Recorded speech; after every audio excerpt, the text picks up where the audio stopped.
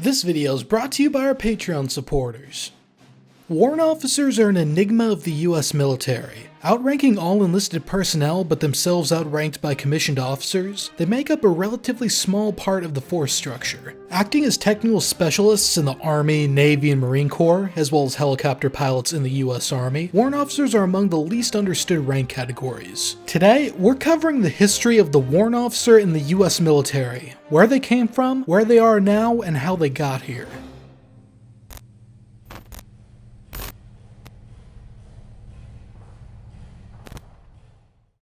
Warrant officers began as a Navy tradition, dating back to the 13th century with the development of the nascent English Navy. Initially, commissioned officers placed in charge of ships were aristocrats serving as officers in the Army. While these officers, namely the captain and his lieutenant, would command and fight the ship, they generally had no seagoing experience and didn't have the technical knowledge required to actually run the ship. To address this, literate and experienced mariners were granted a warrant from the Board of Admiralty to act as specialists and leaders in certain departments of the ship. This differentiated the warrant officers from the rest of the ship's crew, but didn't break nobleman tradition by elevating more common folk into commissioned officer status. When the 13 colonies declared independence and the Continental Navy was formed, it took after the system of warrant officers, and this carried into the US Navy. The first warrant officer in the Continental Navy was actually a purser, essentially a paymaster responsible for money on the ship. However, over time, this position grew to become a commissioned rank parallel to the line officers of the 1850s. But beginning in 1862, commissioned Navy paymasters were allowed to appoint paymaster clerks to assist them with the consent of their commanding officer.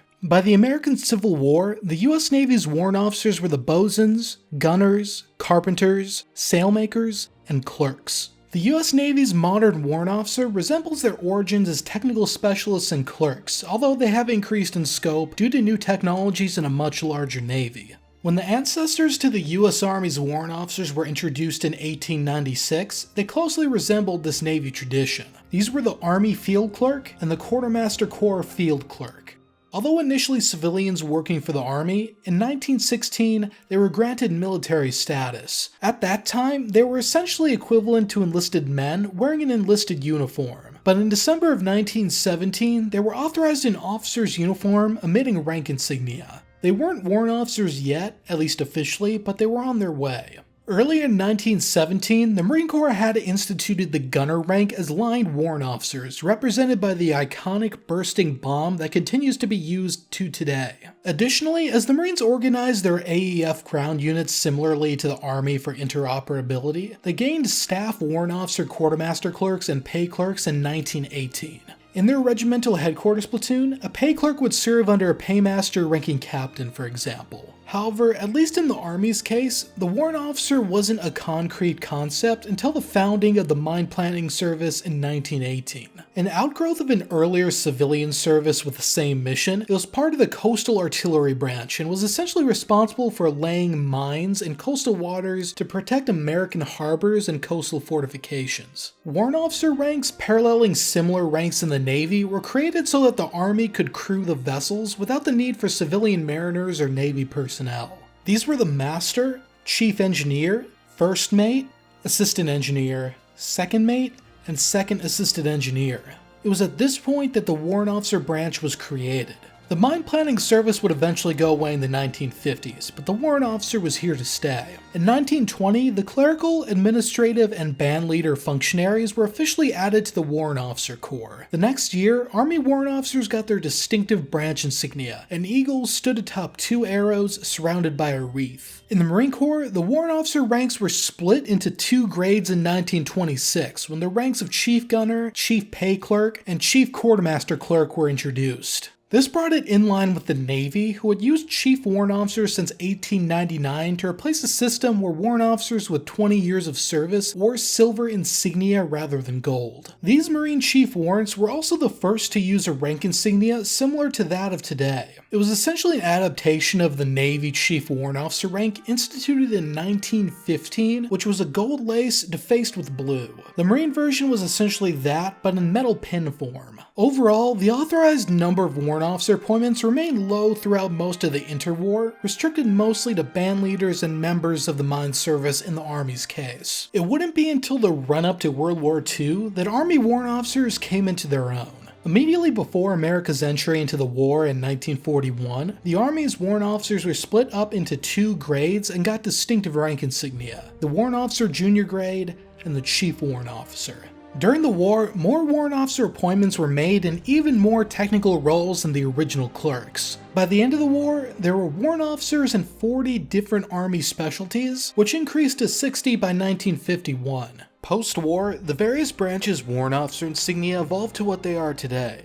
The Marine Corps changed their insignia from having a blue inset enamel to red during the war. The Navy didn't immediately adopt a metal pin in this style, but rather kept the specialty branch insignia to distinguish warrant officers. At this time, both services renamed their chief warrant officers to commissioned warrant officers. But in 1951, the Navy finally introduced a distinctive rank insignia for all warrants that would be worn in conjunction with their specialty insignia on the collar. They were essentially the same as the ones the Marines adopted in 1943, but with a blue enamel rather than red. The Army, meanwhile, kept their World War II-era warrant officer insignia immediately post-war, which carried into the spin-off Air Force. But that all changed for everyone when in 1954, Congress split warrant officers into 4 grades: Warrant Officer 1, Chief Warrant Officer 2, 3, and 4. At this time, all services were standardized on the same basic set of distinctive insignia, although the Navy had other things like sleeve accoutrements and shoulder boards to distinguish them.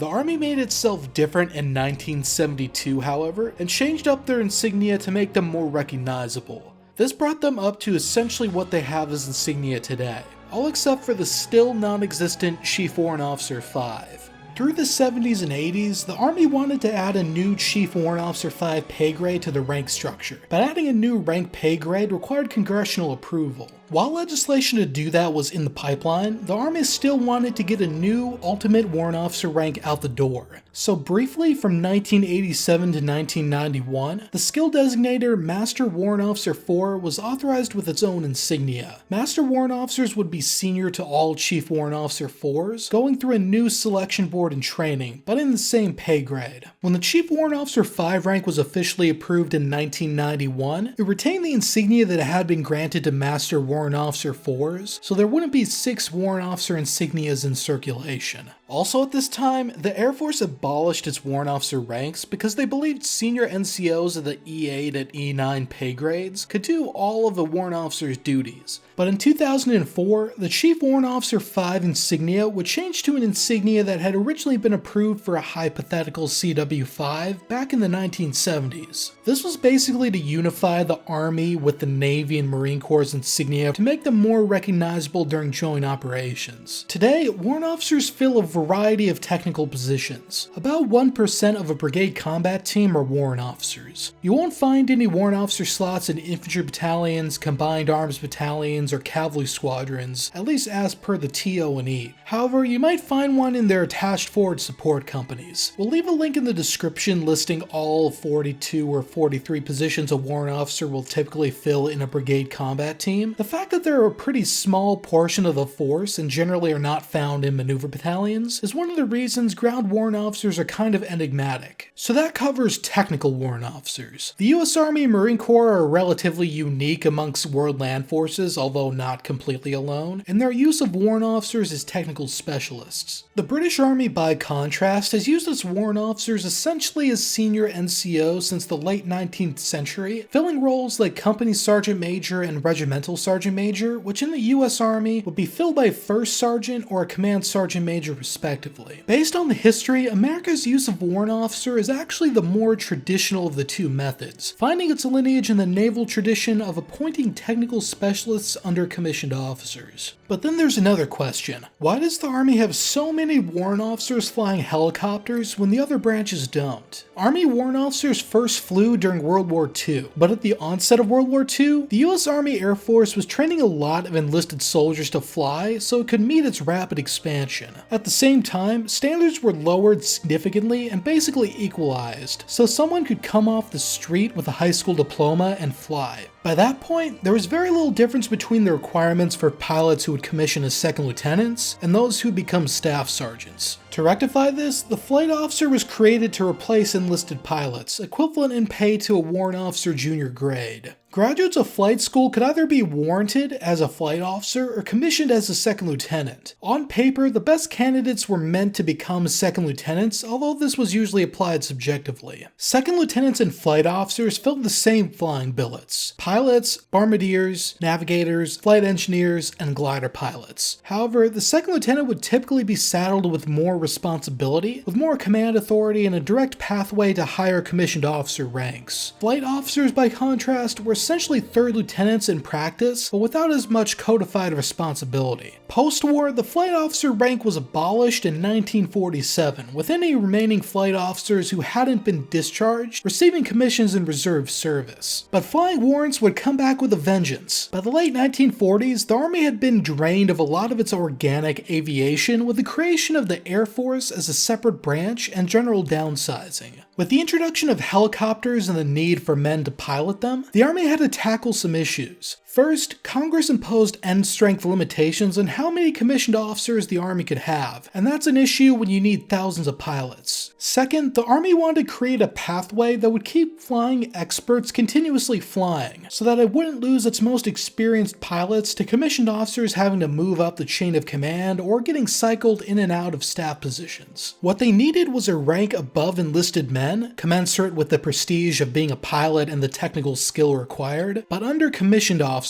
so they could enlist more and keep them flying longer. Warrant officer aviators fit the bill. The first TO&Es with warrant officer pilots came in 1950, which saw transportation helicopter units flying during the Korean War. Army aviation grew through the 1950s and swelled massively during the Vietnam War when hit with an unprecedented demand for helicopter pilots. That's basically why so many warrant officers fly in the US Army today. The initial need for more experienced pilots and the fact that the Army still has a pilot shortage is why aviation warrants have far fewer requirements than commissioned officers. To qualify as an aviation warrant, you just have to be a US citizen with a high school diploma and the aptitude to do the job. Meanwhile, to become a commissioned officer, you need a bachelor's degree, which usually takes 4 to 5 years to attain after high school. Aviator warrants also have fewer requirements than the technical specialist warrant officers, who need to have been the rank of staff sergeant at minimum to qualify. But the fact that aviation warrants still fill leadership roles and tasks such as flight training, maintenance, operations, and safety has led to their longevity and explains why there aren't any enlisted pilots. And now I just want to quickly thank our Patreon supporters, especially our producer Sergeants Major. We've grown a lot this year, and since August we've been able to donate a few $100s to the charities listed on screen, so thank you to everyone who made that possible. If you want to support us more directly and get a bunch of perks like early access to videos and scripts, exclusive wallpapers and ebooks, and access to our patron-only chat on Discord, consider becoming a patron at the link in the description. And I'd also like to give a quick shout out to the Regiment on YouTube, who's produced a great video on the Ethiopian Kagnu Battalion during the Korean War. You can find that video linked in the description. Thanks for watching everyone, and I'll see you all in the next one.